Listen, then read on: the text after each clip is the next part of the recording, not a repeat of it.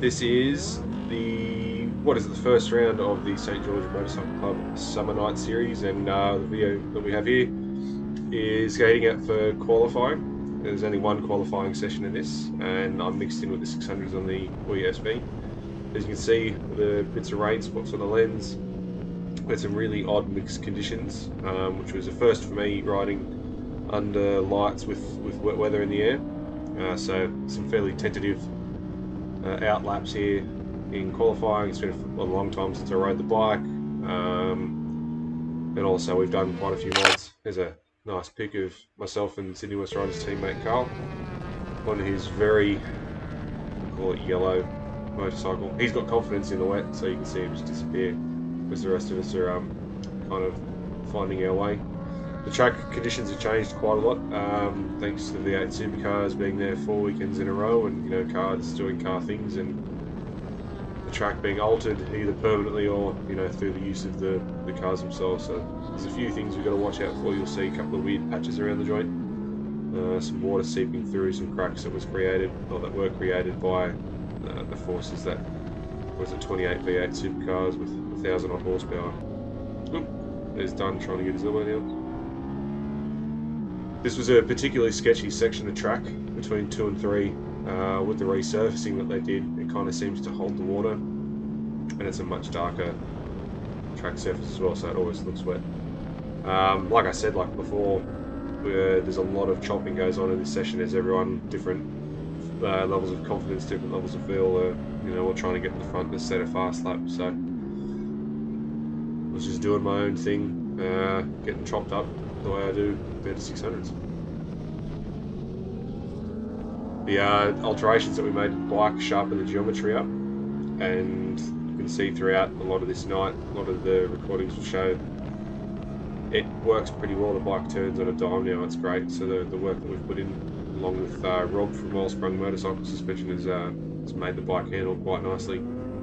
It's also allowing us to get the best out of the new Bridgestone VO2 slicks that we're running, especially the 180 655 in the rear. It's designed for the 5.5 inch rim that we have in the back of the SV. We run the Jigsaw wheel conversion. Oh, that was nice and close to Simone, our other Sydney West Rider teammate. So I think we're going to see a lot of him tonight. We managed to have a couple of dancing sessions with him throughout the races, so it was good. You can see there's a big patch here in the middle of corporate, just there. That was where apparently the V8 supercar drivers decided it was too bumpy, so they went out and shaved the top of the track down and then put some form of adhesive on it, which is very slippery when it's damp. So perfect for motorcycles, So that was qualifying. I think we qualified, what's that, 13th? Not bad.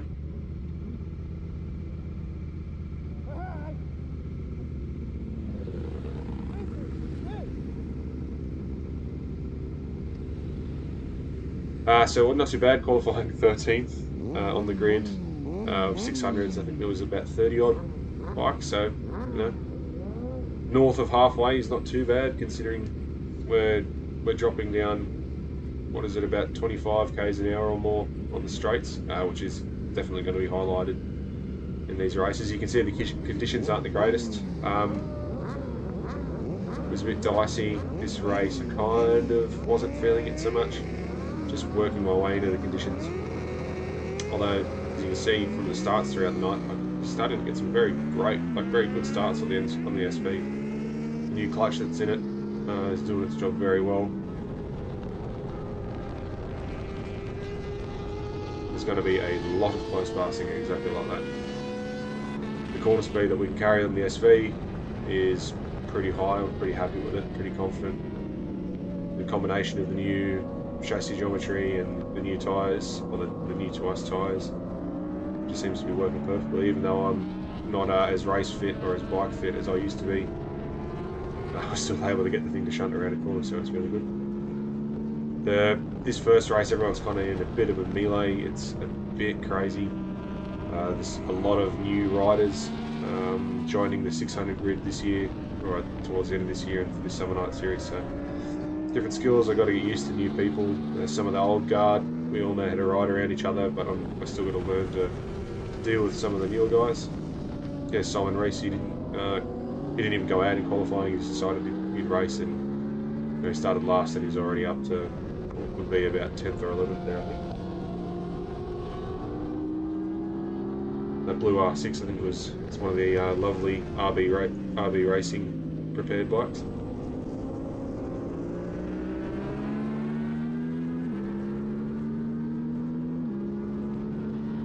And there's your first real highlight of how much top speed we're losing, but then we're able to carry a bit of corner speed on. It's one of my favourite sections of the track, is that Philippe Philop at the end of the back straight.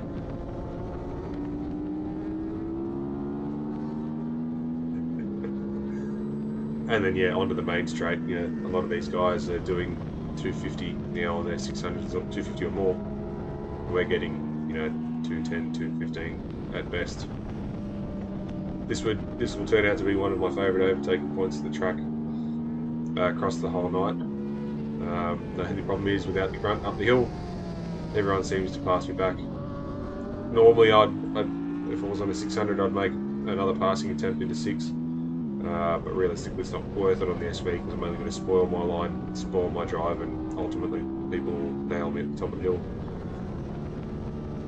But coming into turn 9, it's one of my favourite corners on the track, and with the adjustments to the bike, my braking, my ability to brake on the bike has come back. I can brake pretty much as late as I want. The thing will be dancing around, which we hopefully will come across in the footage. The thing's sliding around everywhere, so it's that was getting a bit tight. That's that corner speed that we can run on the SV. I've just had so much confidence in the front with the changes, even in the kind of semi-horrible conditions. As you can see, kind of got a bit wetter. The air was thick. Again, it's a cool night, very humid, and it was misting. And then under lights, you kind of get a bit of mental rain. Is this where I get the? So I'm going to hit a wet patch here. 3, 2, 1. Oop.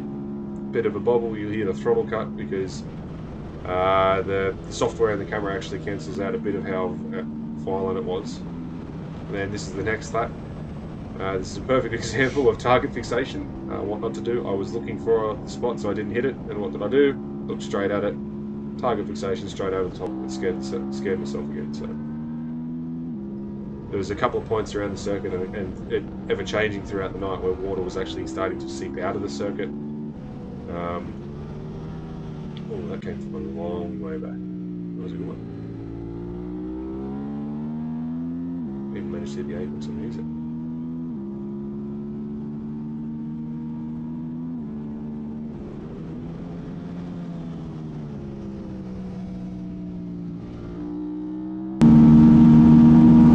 So you can see there, like, made up a good bit of ground through that turn 9. On the back straight, not too bad in that situation. Then through the Philippe Flop, and then on the last corner onto the straight, we can build a bit of a lead. But unfortunately, the 600s just have the top speed, and the 250 versus 215, there's just a difference that no corner speed's really going to make up. But then from there, our corner speed, we can make it up through the infield, which is pretty good. Turn 2 to 3 is always always been reasonably kind to me. Having a bit of not a shifting issue, but losing a bit of power over the top, but then doing moves like that are just absolutely dive bombing into turn 4, and then on the flip flop between 4 and 5 is a place that I'm quite good at making passes. So now we're on to race 2. Hit like for Dennis. One of our good friends, Dennis, who's a volunteer marshal, does a good job. Gets yelled at by me every time we're on the grid.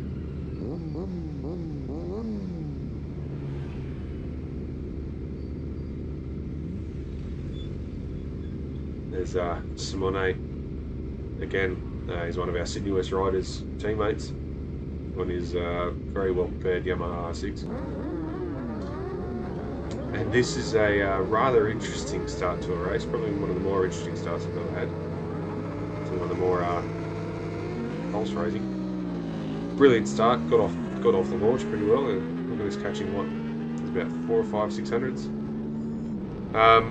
And that wet patch that I hit in the couple of laps ago causes a bit of a muck up Simone hits the wet patch, runs wide, and in taking avoiding action, I have to run off track because I didn't want to be on the ripple strip, lent over, because the ripple strips are lethal when they're damp. So thankfully we were able to hold it up, kind of rear brake, lean all the way back, and the little bits of dirt bike knowledge that I have kept us upright. Slicks were hot enough to grip on the dirt, and then we just peeled back in. There is another video with another bit of footage from the chap that's about to come around the outside of me here, Tim Hunt.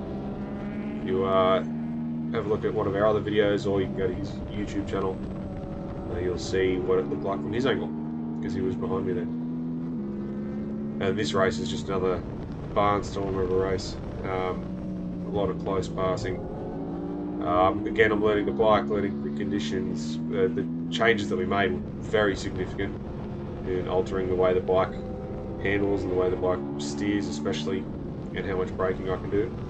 You'll see a couple of times the rear end looks like it's getting a wriggle on, and that's because it is. The super clutch that we put in it is working very well, and I'm able to do that. I can just steer the thing on a dime, so to speak, and carry the lines I want to, which you can see there. I was able to get up alongside. Oof, that's a good move. We're able to get a good drive onto that back straight, so we don't lose a huge amount of speed. And so for some of the riders that are still learning the track, we're able to make up the time into the last flip flop. Unfortunately, as demonstrated there, the top speed difference is always going to be a killer. Then through turn one, got to be quite brave on the little bike through turn one, holding that 180 k's an hour ish in the dry, not so much in the wet. You can see there I was trying to avoid that patch. Sometimes I think we're letting you hear that throughout the videos as well. Turn two is a big one that I had been struggling on with this bike, but again, since we've made the changes that we've made, the thing just absolutely handles. Look at that, just look straight onto the back of these bikes. They'll have a bit more power than me over the bridge. I've got to change gear, whereas they don't. That change kind of upsets my rhythm a bit. But then look at the confidence that I've got to just throw manoeuvres like this. And it looks a bit mental, and ultimately I'm always going to get past, but the giggle that's in my helmet every time I do it, the smile is ridiculous, which is why I just love racing the SVs. It's so fun.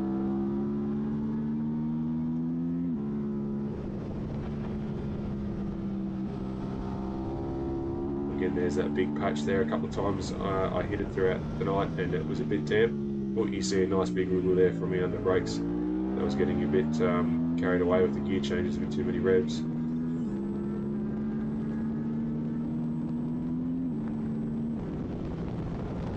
There as well, made a good bit of drive off the corner. Simone ran wide, so I was able to kind of keep with him on the back straight. And then on entry, we're just able to exploit the front tyre. That Bridgestone VO2 front is just a weapon of a thing. It works well in all conditions. We only ever use the soft, even when it's 50 degrees ambient temperature. We run that soft front.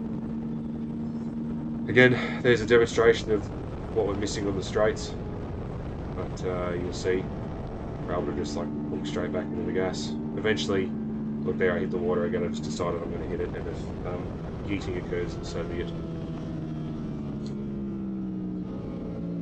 Carrying a nice tight line there, hit that second apex, straight back into the gas, and away we go.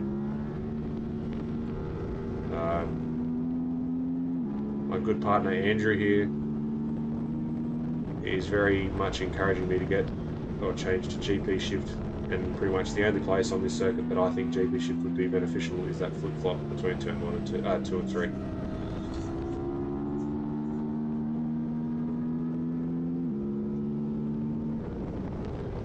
I actually didn't lose out, that's 600 over the hill. That was a nice apex there on 6. My knee was definitely on the inside ripple strip. Unfortunately, he gets me over the top of the hill.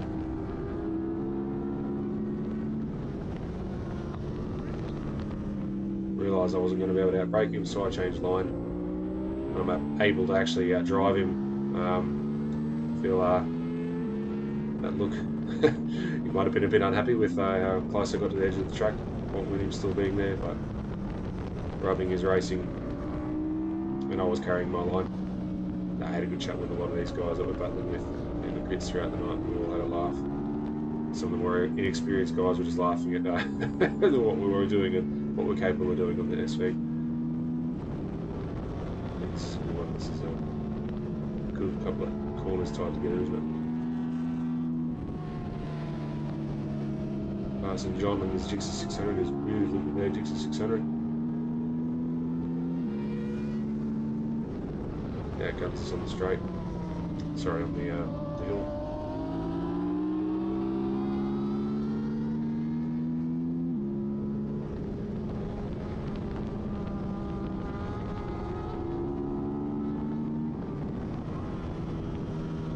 Again, you can see I'm able to just choose the line. You can see I'm looking at the other riders, seeing what lines they're taking. And look at that. You know, I was able to outdrive him. I had buttoned off a little bit kind of there to make sure we didn't converge on each other with his top speed and then the line that I was taking. So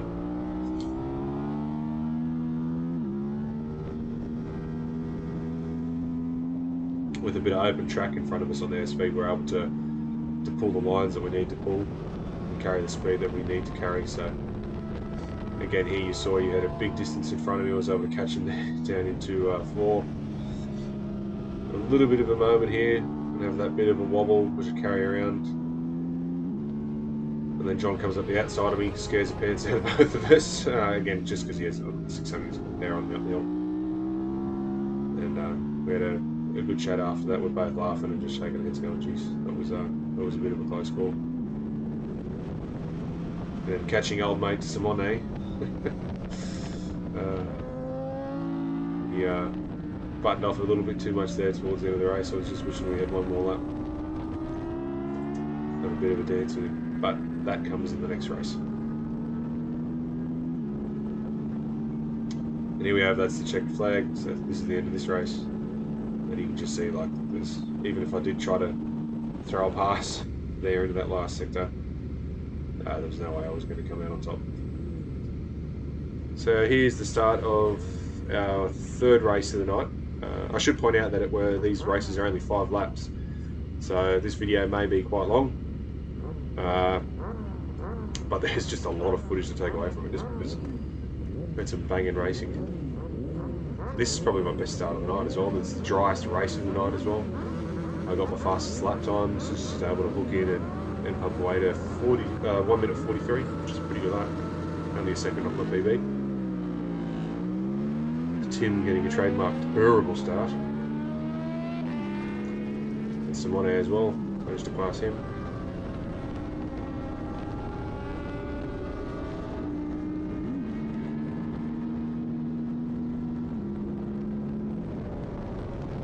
Again, I'm doing a little bit of covering there to make sure. Ooh, trapped your nose off there, John, sorry. Doing a little bit of covering into 2 off the start of the race just to make sure the chaps with the horsepower don't try to just duck it up the inside of me, and then I just have to outbrake them. You saw there was a couple of wet patches in the middle of 3, had to avoid them. And there's 1 overtake on Simone for this race. There's another R6, managed to kind of start making the move around the outside. Unfortunately, not there's Simone getting me back. Running off. Nice block pass there from Simone. That was very good. Then Matt gets me as well. Getting that punch out of the corner. Lose out on the 600s, and this is just a ripper of a move. Oh, hold your breath. Oh. That was a good one. It was a bit of a pucker moment for me on the park line. I had to make sure I got in front of Simone. Even if he does use the horsepower of that beautiful R6 to get me on the back straight. But then I decided to just, Hail Mary it, throw up past him, rub it in. First person who got to beat's a teammate, and I got 2 of them. Actually, we just passed one of them, he was on the floor. Managed to finish the race though and get a point. Or 2 points? 2 points. And there's Simone waving back to me. If you can see a cheeky little wave, that's because as I came out of the last corner I was waving. Probably cost myself about 3 k's an hour with drag, but gave him a cheeky wave before he came past me, so he gave one back. And then this is kind of the rest of the race is spent chasing Simone down, running some decent lap times, pushing the bike there. You saw it give a bit of a wriggle. That was That was just a bit of clutch slip. Getting my Moto 2 on, or at least thinking I look like I'm riding that well. You can just see there, like the drive that we're getting, the confidence I've got in front of the bike. It's just so good.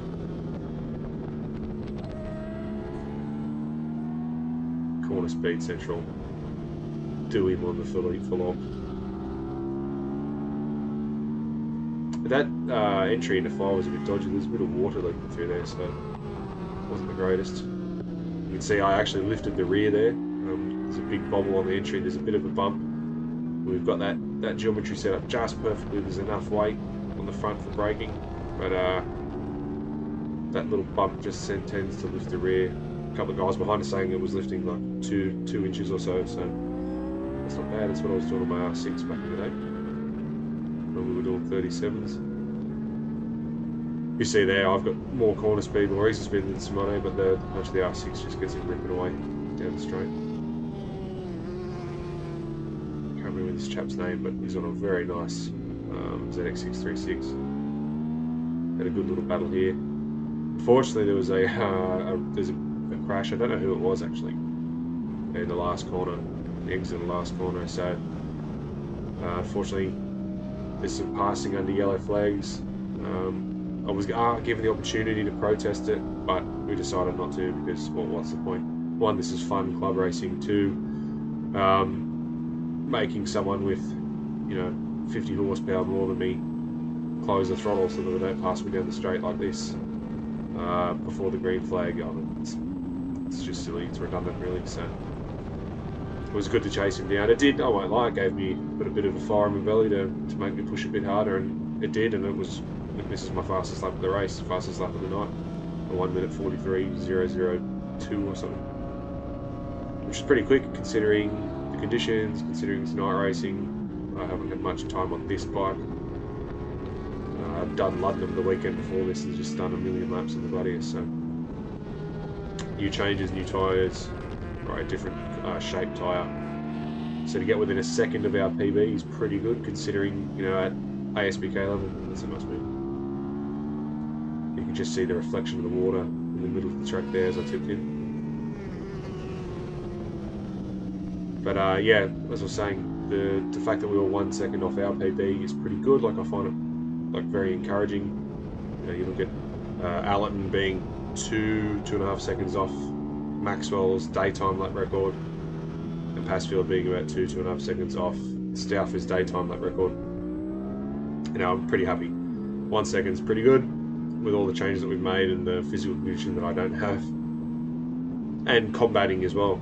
Combating these 600s, I can't quite carry all the lap that I would like to, and then dealing with the conditions as well.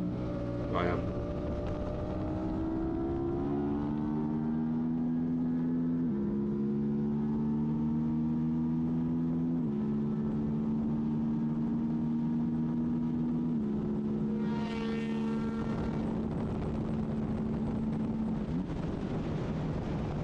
I may or may not have been a little bit cranky crossing the line there because L-Mate again passed me on the yellow. Naturally, as a racer, when things like that happen on track, you get a bit red misty, but on the way back into the pits and then thinking about it when I pulled the helmet off and realised this is just fun. This is like, I'm no longer racing national level on a 600, wise up a bit. So, and that was that chap's first race meeting as well, I'm pretty sure, and he had a ball. Came up, we had a good laugh, good chat. And hopefully I'll be able to see you next time. Hopefully I'll be in front of him a bit more. Yeah, so it was just an awesome night. This is the cool down lap, doing a bit of goon riding, trying to get my Jack Miller on. There's a couple of people that we knew out in the outfield, which is pretty good. You can see me waving there, waving thanks to all the marshals. Like I said before about Dennis, all the marshals and all the staff, St George staff, club members, they're all volunteers. No one gets paid to do this.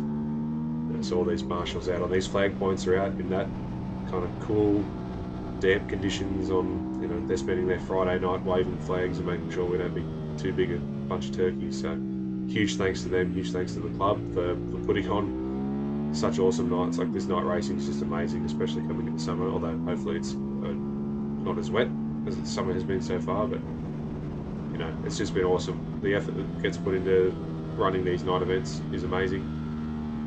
And then to the crowd, there's a bunch of people out there on the outfield there, a bunch of people that I know, and you see me acting a bit of a maggot here. Goon riding, dancing with my fuel tank, and then coming into the pits. Just awesome night. It was so much fun, and I can't wait for the next one. So the next one's on the 17th, Friday the 17th, which is next week, probably by the time this video goes out. Yeah, it's a brilliant night. There was track commentary as well, so there's the commentary crew from the old FX race series was in, so Lance Robinson and the other fellow who I can never remember his name.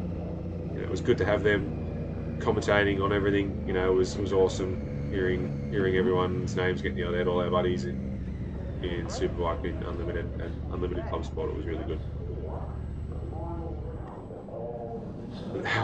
And there's my buddy Andrew telling us where we finished, so it was good.